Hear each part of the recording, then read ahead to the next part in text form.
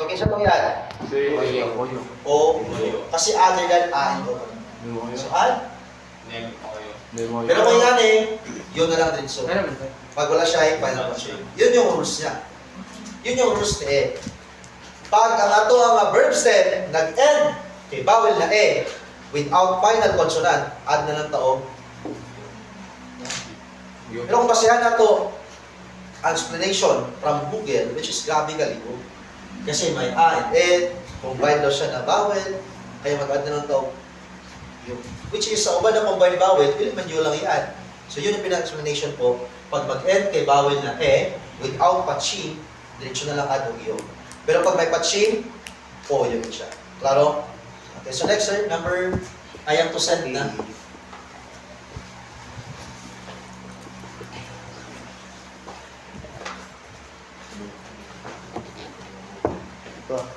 Balda na to dahil o. Si Balda iyo. Ni Balda. Iya ka minsan kaya sa nakanon na. Last batch, dalawa iya. Dalawa gid. Ay, gawas na Maganda po nag-scat-stick, sir. Ano sir? Kibultay sir. Tapos pagpunto, kasi sapat pa. Pagpilinan kugmo. Okay, from the word polylatus, naging puday. Kasi kapag nag-end yung bawal ebit ang patchip, automatic add na lang o yo. Next, ikaw na sir, yung pilida, tomorrow.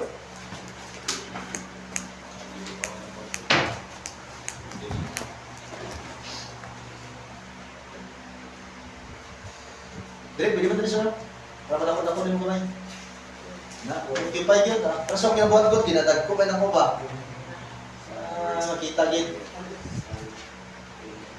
Oh, balda. Balda nila. Wala kay concert substitute sir. Wala kay substitute. Next batch, mami, nagtutog din. Okay lang magtuglo. Ako lang, pag-abot pag ako sa malay, nag-ano pa ako sa page. Hindi nila may isa. Page pa sa tapon, page pa sa surala. So, sige, nabuhat dito, buhatin nyo ano nila. Wala pa stress. Okay lang, wala problema kasi yan ang matami. Ano ka na, pag gumanda rin mo, pag ulit sa balay, patay manage mo pa yung page. Wala yung ganda dito sir. Na, pero siyempre dapat nakit siya yung supervise ko ba? Oh!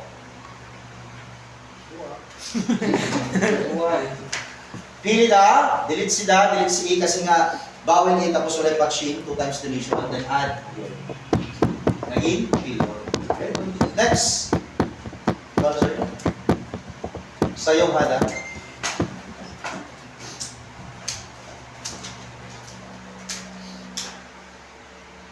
Daghan kayo verb diri. Isa tong magpalit og book. Magpalit ba kag book sir no? Yes sir, palit ko sir. Daghan kayo mga verb diri. Pwede mo photocopy. Mag-ano mo sa inyong classmate. Mag-ano pang Ito. ha?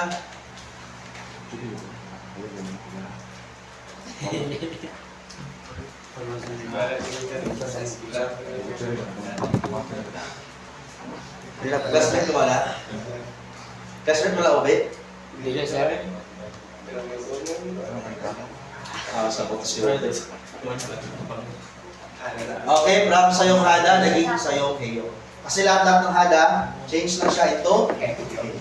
Klaro na? Klaro na ang ayo, oyo, yoyo, and heyo? Klaro? Question. Wala lang na question. Sir. Next time. Baldas Jordan ba? Next slide. Yan. Anta! Kasi, Sit. First, nabuha itong delete sila, naiwan si Ann. Ito yung ating verb. Step. Adjective step, an adjective. In short, salitang ugat. Okay? An plus ayo. Bakit ayo? Kasi nga yung ating stem, ang ato ang bawal niya ay si A. So, add taong ayo. So, naging ayo. Kasi hangat ito dito. Diba? Kung basaw na ito siya, murag ingani pagkabasa. Pero ingani din ang spelling niya. Diba? Kasi ito, iba naman yung meaning niya niyan. Yung anjayo na ito, ang meaning niya, can't sleep, dili makatulog. Yung ano yung pagkasulat, pero receive sila pagkabasa. Kasi aangat yung J dito. Nakuha? So, anjayo, or seeking. Picturean, then dapat tayo next na po. Uy!